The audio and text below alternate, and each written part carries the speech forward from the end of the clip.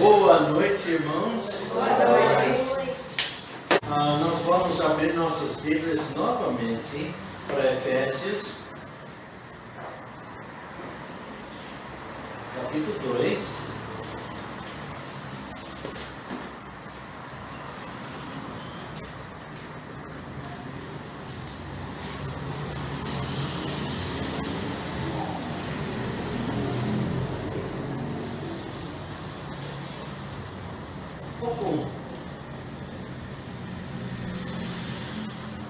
Aproximadamente 53 anos atrás, eu estava planejando, aliás, 54 anos atrás, eu estava planejando ficar noivo com Jane. Sendo assim, decidi comprar uma aliança de noivado. Costume nos Estados Unidos, uma mulher receber a aliança de noivado e no casamento outro de casamento. E muitas mulheres usam duas alianças. E não sabia nada acerca de pedras preciosas. Mas sendo que Jane era já preciosa para mim, tornou-se necessário eu procurar adquirir algo que demonstrava deste fato de preciosidade. Se vocês não sabem, não têm ouvido, eu como jovem de 13, 14 anos, comecei a orar por ela. Morava em estado diferente, não conhecia ela, nunca tinha visto ela, não conhecia a família dela, nem os pais dela, nada sabia. Mas eu achei necessário orar por aquela que um dia seria minha esposa. Então, comecei a fazer isso. Cada dia, talvez de vez em quando eu perdia, mas logo não perdia mais. Eu orava cada dia por, como eu chamava naquele tempo, aquela. Era a única coisa que pudesse. E comecei a orar por ela, anos passando. Antes de ver ela, já cheguei a amá-la. Não pode orar por alguém sem amar.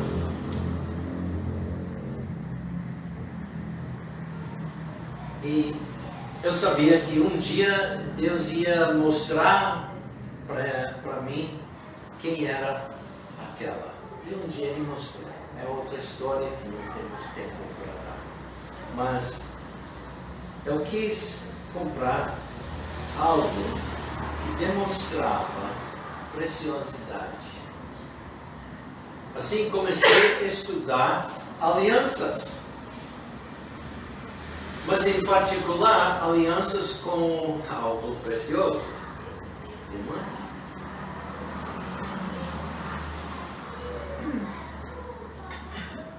Logo aprendi uns fatos sobre diamantes e fui ver os custos de um diamante. Fiquei guardando. Agora vocês vão pensar que eu estou mudando o assunto, mas não estou. O que é uma faceta?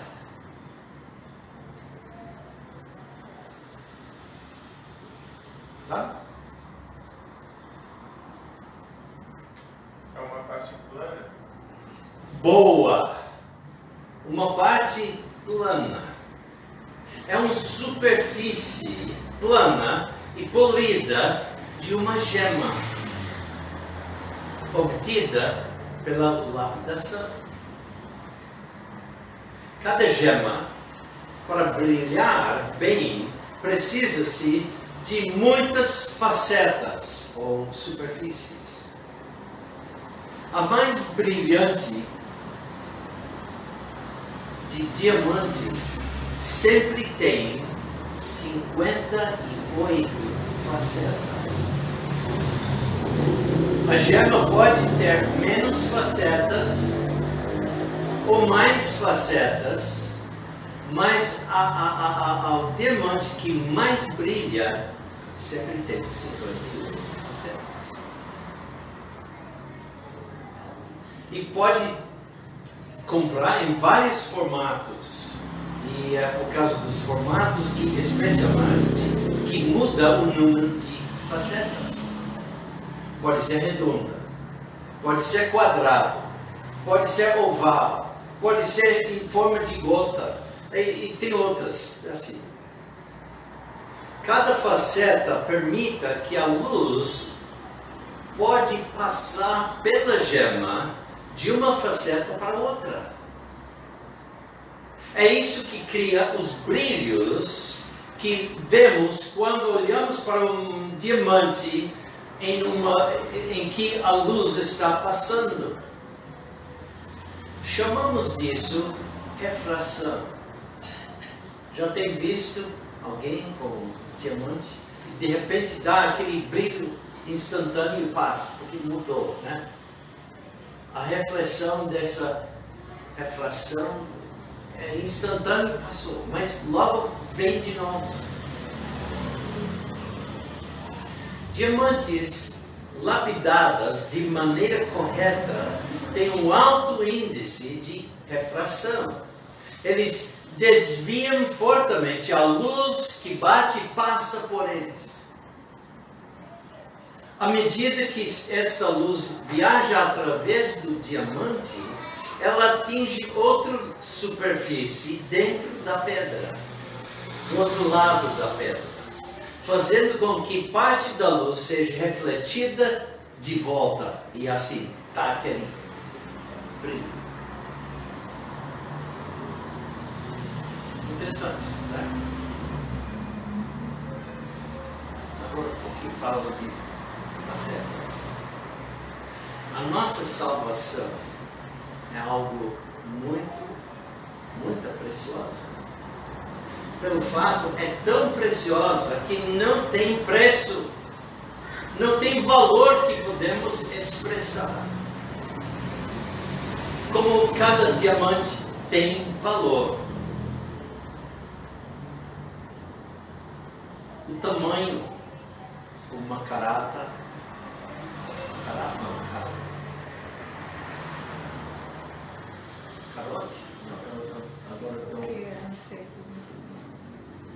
o tamanho é especial. Quilate, isso. Pode comprar meia quilate, um quarto, um meio, até 2. Mais do que 2 quilates é grande demais para a mão de uma mulher. Mas pode usar em outras maneiras. O melhor lapidada e o maior da pedra, o maior valor. Nossa salvação é como o maior diamante. Não tem valor. Não podemos expressar. Não podemos calcular o valor. Por isso devemos estudar e valorizar a nossa salvação. Encontramos umas palavras interessantes no livro de Jó, capítulo 25. Jó 25. Jó 25.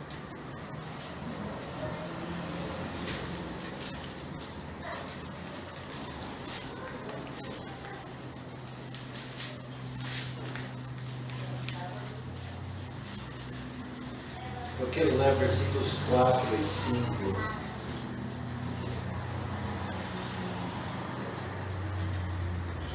Como, pois, seria justo o homem para com Deus? E como seria puro aquele que nasce de mulher? Eis que até a luz não resplandece E as estrelas não são puras aos seus olhos.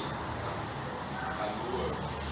Quanto menos o homem que é um verme. E o filho do homem que é um vermezinho. Nós não vamos falar sobre os vermes hoje.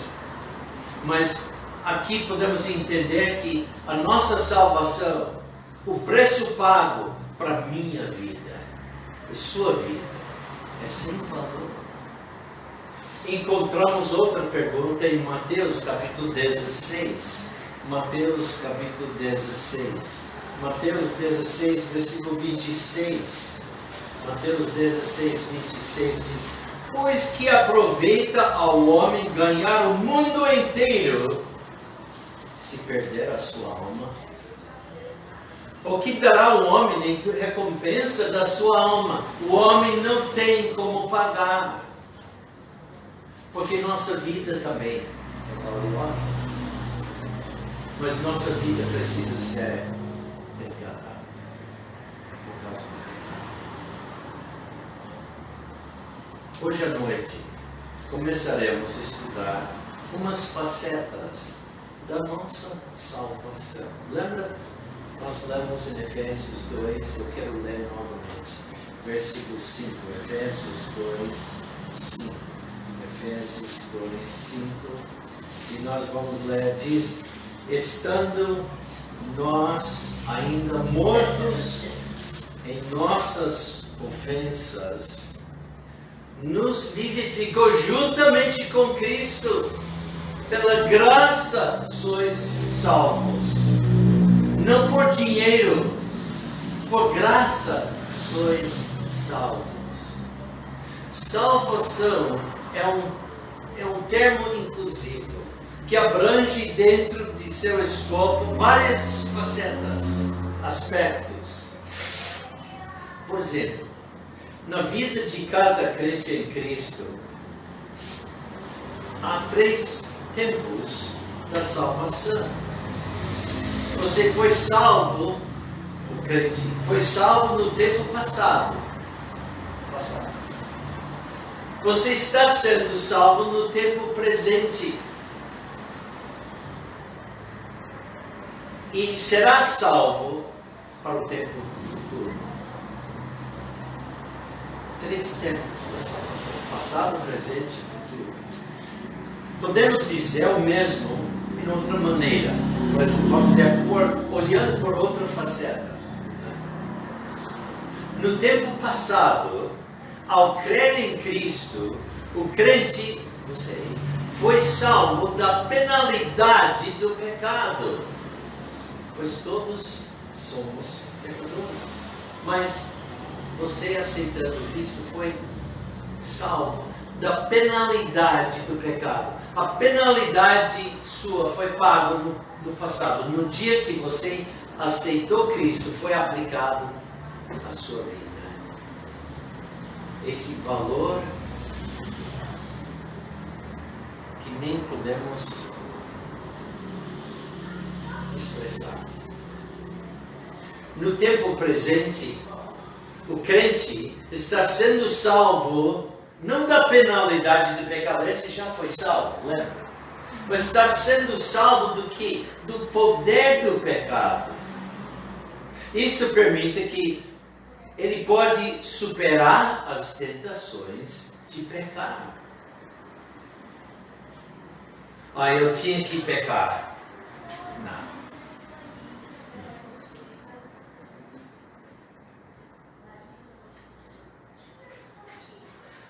Pois é que somos pecadores. Mesmo salvos, ainda somos pecadores. E por isso, o tempo presente da salvação. Essa salvação não apenas uma vez, muitas vezes. Mas lembra, não trata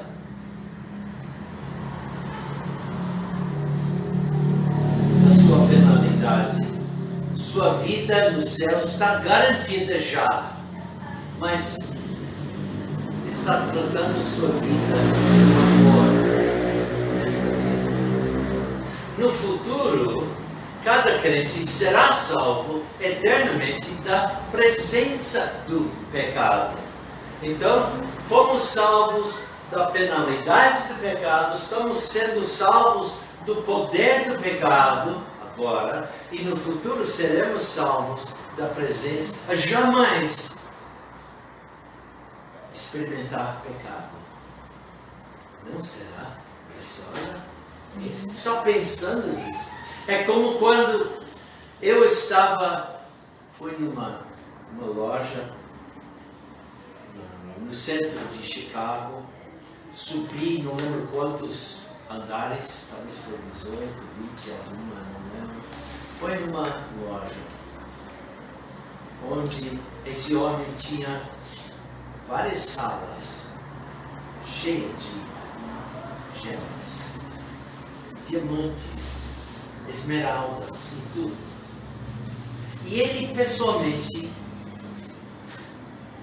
num sábado, me mostrou diamantes. Eu tinha visto diamantes na mão de alguma mulher, assim, minha mãe tinha, mas nunca tinha visto. Apenas. E ele começou a mostrar diamantes. Essas pedras lapidadas, lindíssimas, de vários tamanhos. E falamos sobre preço.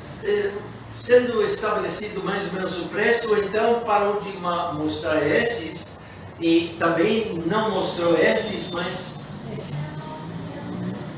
E fiquei olhando. Mas como é lindo, mais lindo. Eu estou gostando esta. E ele selecionava certas. E eu fiquei olhando. Mas sabe uma coisa? Eu, mesmo vendo, eu não estava vendo. Eu peguei, ele estava mostrando, né? E ele tinha um óculos no seu olho. E muitas vezes ele ficou assim. Finalmente ele disse, olha, um momento, ele pegou um desse, me pediu colocar no meu olho. Tá lá, realmente foi esse olho. Eu comecei a olhar, eu podia ver as facetas. Desse lado e por meio da própria pedra, podia ver no outro lado. E a luz que ele tinha para fazer essa refração. E de repente, eu estava olhando, não, foi mais perto, mas fiquei assustado. Eu quero que nós estudamos a nossa salvação. Para valorizar. O que é valoroso mesmo. Podemos dizer também outra maneira. Houve a salvação do seu espírito na regeneração. A faceta da regeneração. Há a salvação da sua alma na santificação. Algo presente na nossa vida. E haverá salvação do seu corpo na glorificação do futuro. Outras maneiras para ver a salvação. Incluindo nessas diversas facetas, encontram-se as doutrinas que, em conjunto, constituem o que na teologia se chama de soteriologia. Soteriologia é uma palavra grega, baseada com raiz de um verbo, mas é realmente uma palavra composta. Soter e logia. Logia quer dizer estudo. Soter quer dizer salvação. Salvação, estudo acerca da salvação. Nós os chamamos de doutrinas da salvação. Sendo que você, crente, algum dia passado aceitou o Senhor Jesus Cristo como seu único e suficiente Salvador, você deve entender mais 3 termos teológicos. Estes são justificação, santificação e glorificação. Justificação, que nós vamos ver hoje à noite. Então, até aqui é só a introdução. Justificação fala da sua posição em Cristo. Santificação fala do seu estado perante Cristo. Glorificação fala do seu ser eterno com Cristo. Agora, o que é justificação? Refere à sua posição em Cristo. Agora, justificação não quer dizer tornar justo. Cristo me justificou, quer dizer que eu me tornei justo. Tem muitas pessoas que acham que se não ficar se tornando justo, eles podem perder a salvação. Mas lembra, a salvação é eterna, não é provisória. Estou vida provisória? Não, vida eterna. Em Jó capítulo 25, 4, nós lemos: como, pois, seria justo o homem para com Deus, e como seria puro aquele que nasce de mulher? O homem não pode se justificar. Por quê? Ele é injusto. Como que o injusto pode se justificar? Impossível. Justificação não quer dizer mudança no caráter ou estado de uma pessoa. A justificação trata a nossa posição perante Deus de maneira judicial, baseado na obra do Senhor Jesus Cristo e não nas nossas obras. Então, justificação refere ao ato judicial de Deus, pelo qual Ele declara que o pecador, reto ou justo aos seus olhos, quer dizer, aos olhos de Deus. Mas lembra, tudo baseado na própria justiça de Cristo, porque Ele é o justo que justifica a muitos. Isaías 53. Nós lemos em Romanos 3, versículo 25 e 26.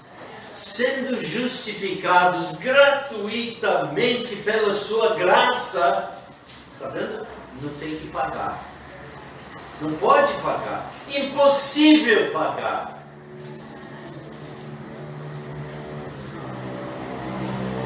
Sendo justificados gratuitamente pela sua graça, pela redenção que há em Cristo Jesus, ao qual Deus propôs para propiciação pela fé no seu sangue, satisfação pela fé no seu sangue, para demonstrar a sua justiça, não a nossa, para demonstrar a sua justiça pela remissão dos pecados antes cometidos, sob a paciência de Deus. Romanos 3, versículos 25 a 26.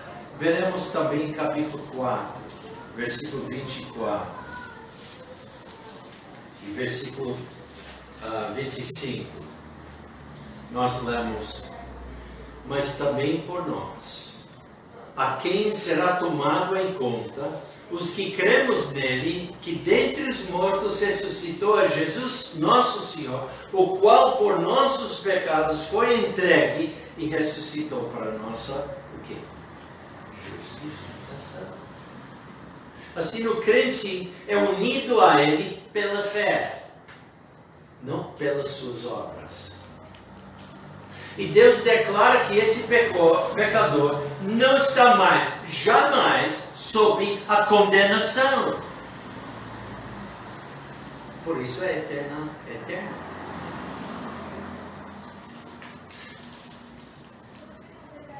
Assim, o crente é unido a Ele pela fé e Deus declara que esse pecador não está mais sob a condenação, mas tem uma posição de justiça, uma posição de justiça e retidão perante Deus. A justificação se origina na graça de Deus. Nós lemos Romanos 3:24, sendo justificados gratuitamente pela sua graça, pela redenção que há em Cristo Jesus. E podemos ir também para Tito, capítulo 3. Tito, capítulo 3. E lá nós lemos versículos 4 a 7. Tito 3, começando com o versículo 4. Tito 3, 4. Mas quando apareceu a benignidade e o amor de Deus, nosso Salvador, para com os homens, não pelas obras de justiça que houvéssemos feito, mas segundo a sua misericórdia, nos salvou pela lavagem da regeneração e da renovação do Espírito Santo, que abundantemente Ele derramou sobre nós por quem? Jesus Cristo, nosso Salvador. Para que, sendo justificados pela sua graça, sejamos feitos herdeiros segundo a esperança da vida eterna. A justiça, ou vamos dizer, a justificação é recebida somente pela fé, excluindo as obras. Romanos capítulo 4, nós lemos versículos 1 a 5, Romanos 4. Que diremos, pois? Ter alcançado Abraão, nosso pai segundo a carne? Porque se Abraão foi justificado pelas obras, tem de que se gloriar, mas não diante de Deus.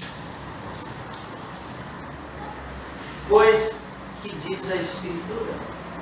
Creu Abraão em Deus, e isso lhe foi imputado como justiça. Ora, aquele que faz qualquer obra, não lhe é imputado o galardão segundo a graça, mas segundo a dívida. Mas aquele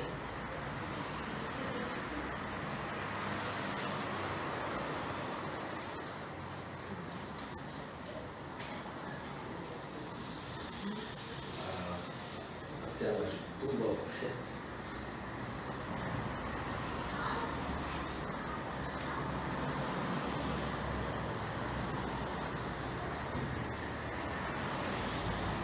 Sabendo que o homem não é justificado pelas obras da lei, mas pela fé em Jesus Cristo, temos também crido em Cristo Jesus para sermos justificados pela fé em Cristo e não pelas obras da lei, porquanto pelas obras da lei nenhuma carne será justificada.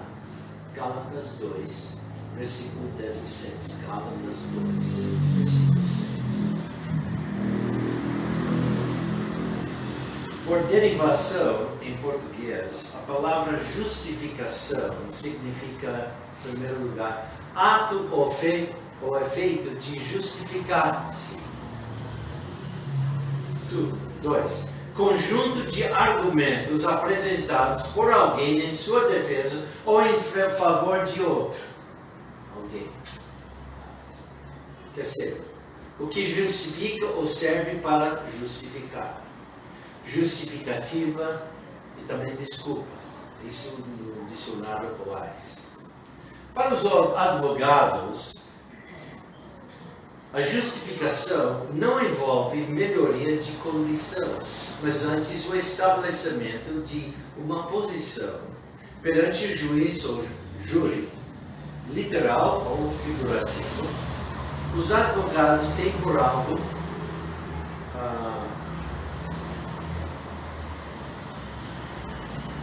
obter um veredito favorável ou a declaração de veredito, ou a sentença de inocentação, ou a vindicação de direito, conforme seja o caso. No uso comum e diário desse termo justificação, pode-se justificar uma opinião, justificar determinada linha de conduta, mesmo errado, justificar uma declaração, justificar um amigo. O que queremos dizer com isso?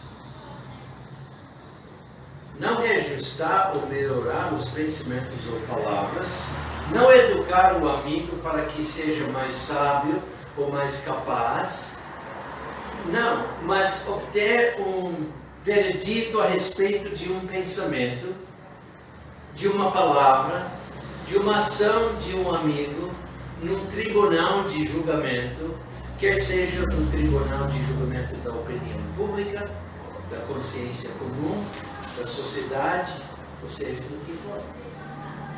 Mas, na realidade, precisamos de uma definição bíblica dessa palavra. As palavras traduzidas por justificar e justificação significam não tornar justo, mas antes declarar justo, declarar reto, ou declarar livre da culpa e de merecimento de castigo, mesmo que merece. Deuteronômio 25, versículo 1 diz: quando houver contenda entre alguns e vieram a juízo, para que os julguem, os justos justificarão e ao injusto condenarão. A justificação é um ato judicial de Deus, mediante o qual aquele que deposita sua confiança em Cristo é declarado justo aos olhos de Deus, livre de toda culpa e punição, porque está tudo baseado na própria justiça de Cristo.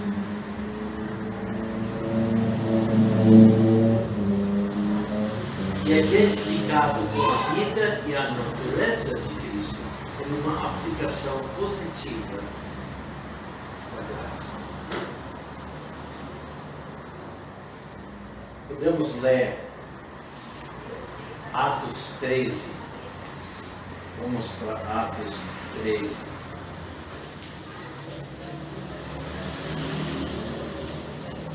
Vamos começar com o versículo 38.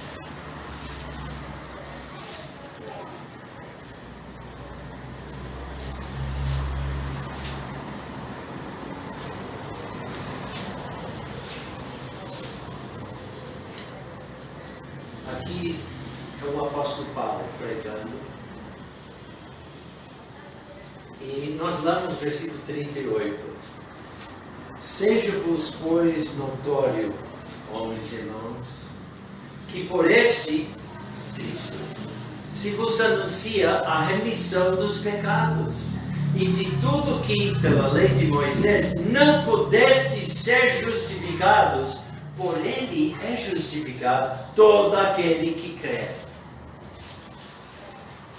Romanos capítulo 3, versículo 24 e também versículo 28, nós lemos: sendo justificados gratuitamente pela sua graça, pela redenção que há em Cristo Jesus. Versículo 28. Concluímos, pois, que o homem é justificado pela fé, sem as obras da lei. Romanos 5, versículo 1. Tendo sido, pois, justificados pela fé, temos paz com Deus, por nosso Senhor Jesus Cristo. E Gálatas, capítulo 2, versículo 16. Sabendo que o homem não é justificado pelas obras da lei, mas pela fé em Jesus Cristo. Temos também crido em Cristo Jesus, para sermos justificados pela fé em Cristo, e não pelas obras da lei, porquanto pelas obras da lei, nenhuma carne, quer dizer, nenhuma pessoa será justificada. E aqui nós vamos terminar hoje à noite, tendo visto uma faceta da salvação, a justificação. Semana que vem, veremos outra faceta, santificação. E lembra que santificação fala do seu estado perante Cristo. E a terceira faceta que vamos ver, mas não esse ano, vou deixar para janeiro, a faceta chamada glorificação. E lembra que essa fala do seu eterno, do seu ser eterno.